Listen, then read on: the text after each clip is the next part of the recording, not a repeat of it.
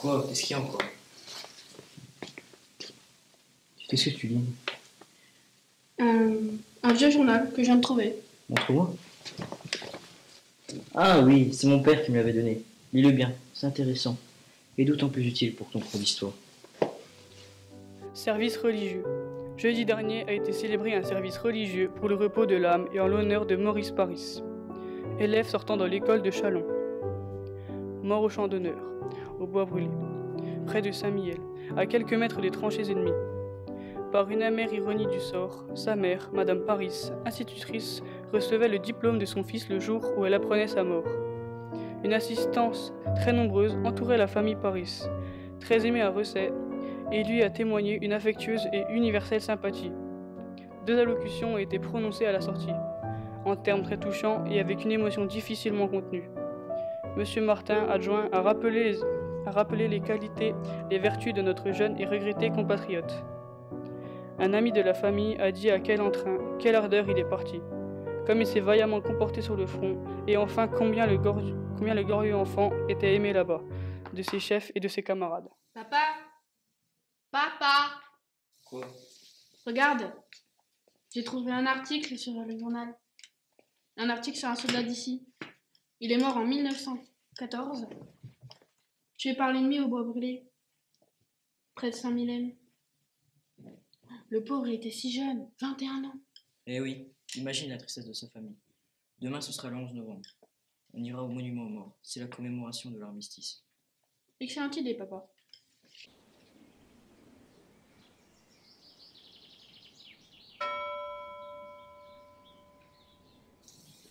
André Larbouillat, mort pour la France. Fernand Mortier, mort pour la France.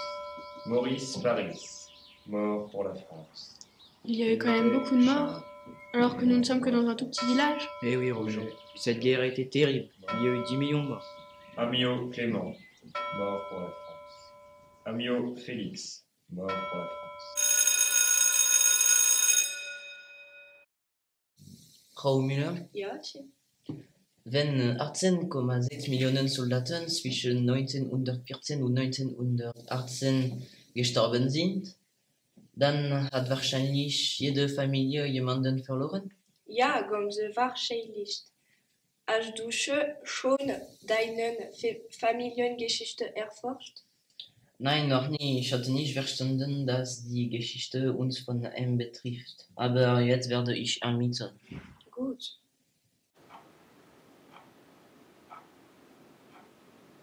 Opa, kannst du mir von der Ersten Weltkrieg erzählen? Oh, ich war ganz klein. Ich habe noch einen Brief von meinem Vater. Warte, er liegt in dem Schrank. Ich hole dir gleich.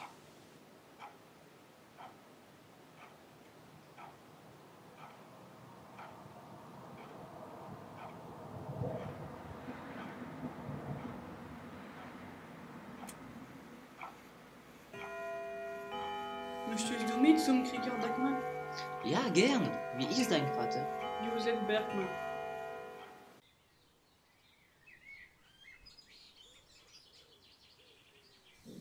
Opa, hast du gesehen? So viele Leute sind für ihre Heimat damals gestorben.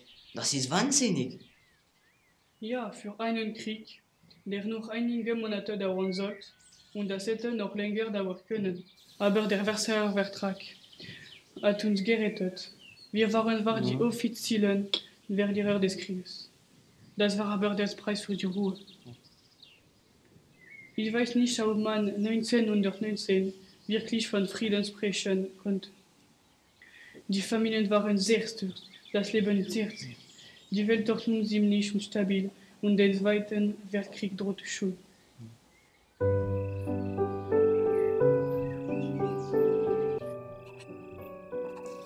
Ma chère petite Marthe, je t'adresse 6 juin notre compagnie en tenue pour rendre les honneurs au chef de l'État, accompagné du ministre de la Guerre. Dans les cartes numéro 1 et 3, tu verras les chefs de ces hommes. Je ne sais pas si tu me distingues parmi ce groupe. La place où se trouvent les hangars est utilisée pour la remise des autos de course. Et c'est là où ton parrain prend la garde. Et en face sont installés les bureaux. Les conserves anglaises que je t'ai envoyées sortent de la maison qui est juste derrière moi. garde bien ces cartes dans ton album. Ce sera un souvenir de cette terrible campagne qui nous sépare depuis si longtemps. En entendant de tes nouvelles, je t'embrasse bien tendrement. Ton mari qui t'aime passionnément. Embrasse bien les enfants et souhaite-leur un joyeux Noël.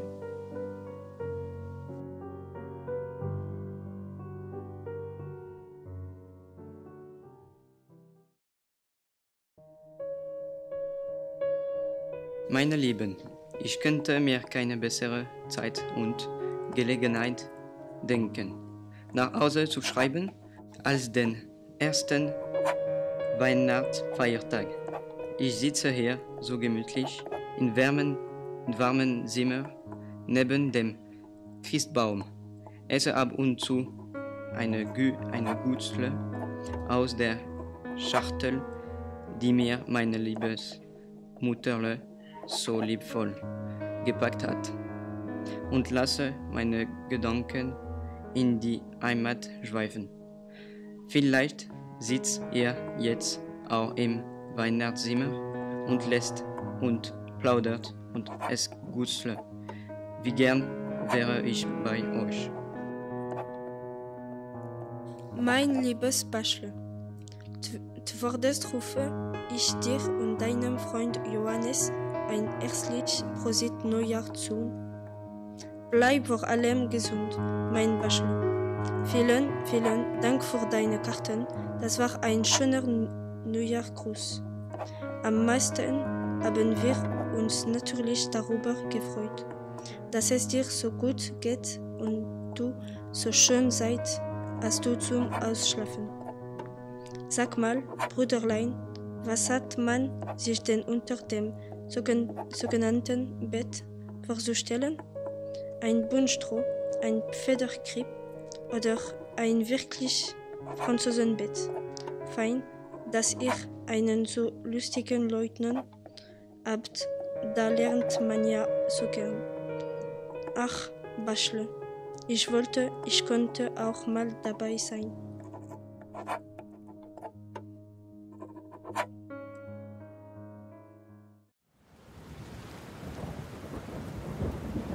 Madame Larbouillat apprend la mort de son fils André, soldat tué par l'ennemi à Avaucourt dans la Meuse. Madame Paris, qui a perdu son fils Maurice 2 ans plus tôt, lui rend visite et compatit.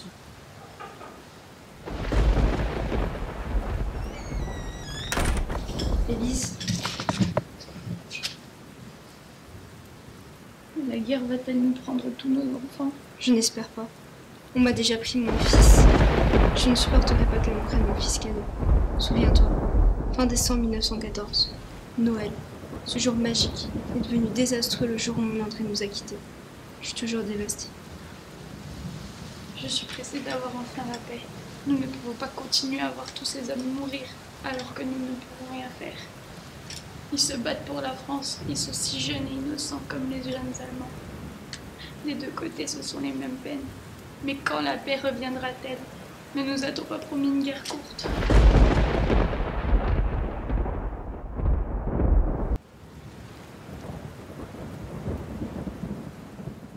Ich schäme mich.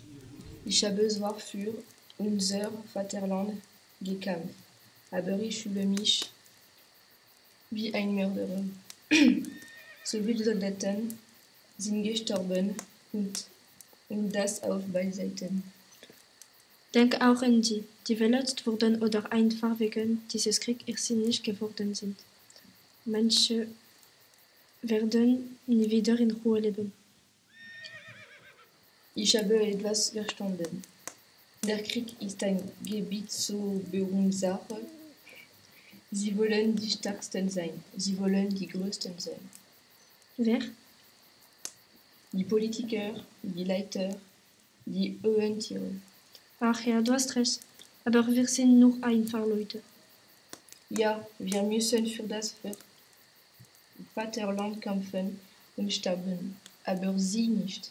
Ja, aber andererseits haben sie wahrscheinlich dasselbe erlebt. Die ganz normalen Leute haben auch getötet, haben auch gelitten und werden auch noch leiden. Ihre Chefkämpfe auch nicht. Sind ja viel zu wichtig dafür. Ja, und wenn wir den Krieg verlieren, wird es auch unser Schuld sein. Die Unwissenheit und die Dummheit sind beträchtliche Faktoren von der Geschichte. Warum sagst du das? Weil wir nicht verstanden haben. Wir wurden von der Propaganda getauscht. Aber hatten wir das Wort gewusst? Hattest du mitgemacht? Hätten ihr Duppen in Frankreich auch mitgemacht? Hätten wir nicht lieber unser ganz normales Leben weitergeführt, hier in Deutschland und dort in Frankreich? Anstatt bewaffnet unser Nachbar, unser alter Ego zu besuchen? Wie lange müssen wir noch warten, bis dieses blöde Krieg endet? Wie viele Personen werden noch das Grauen erleben? Können wir noch etwas für unseren Seelenfrieden tun?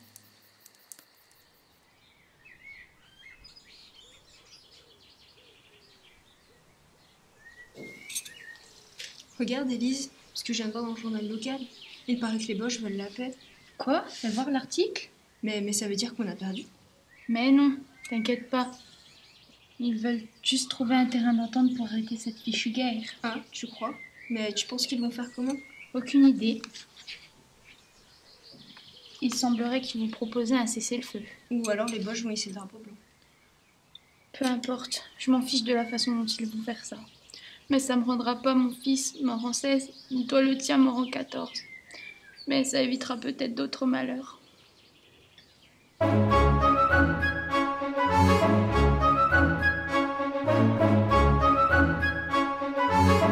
Treffpunkt in Kreuznach, Deutschland.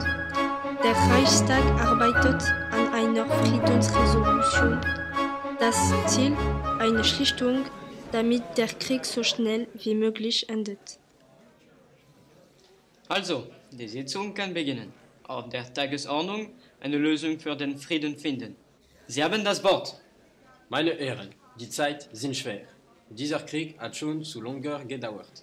Wir müssen eine Lösung finden. Wer will nicht finden, das ist das Ende für den menschlichen Natur. Schlägt Ihre Ideen vor.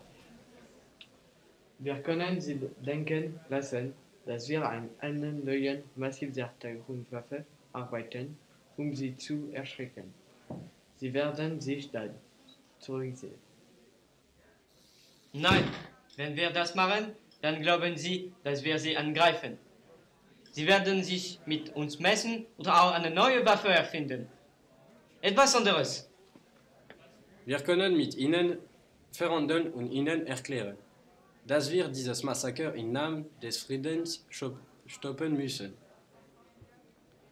Ja, aber Sie werden uns nicht ernst nehmen. Etwas anderes. Könnten wir uns nicht zurücksehen? Niemals! Wir sind kein Wahrscheinlicher! Die beste Lösung wäre ein Waffenstillstand. Wir wollen ja den Frieden, aber nicht um jeden Preis. Vor allem wollen wir keinen Toten mehr.